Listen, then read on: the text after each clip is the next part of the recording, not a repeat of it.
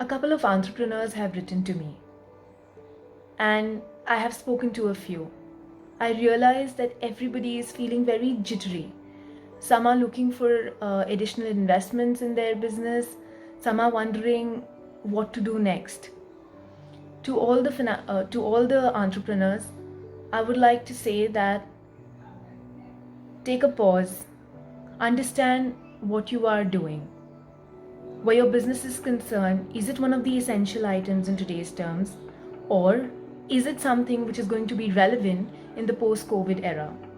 If yes, then I think you have to start getting innovative, look at options available to let the storm pass away. However, if you feel that it is something that will not be relevant in the post COVID era, then I think you need to pull up your socks and look if you can make this relevant in the post COVID era, or have a backup plan for yourself.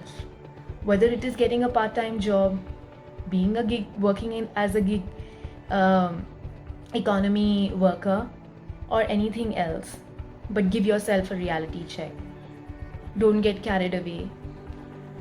One mistake that all entrepreneurs end up doing is not separating their personal money with their professional money, or rather business money. Whatever profits are generated, they end up putting back into their business. They do not keep anything aside to meeting their family's financial goals.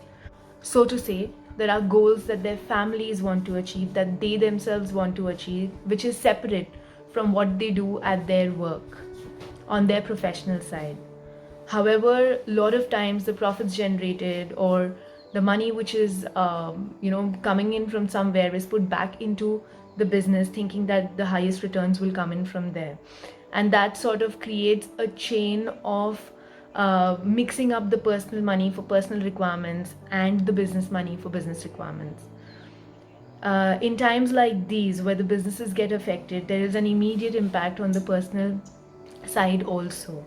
Hence, one of the first things that we tell each and every entrepreneur is to segregate the two.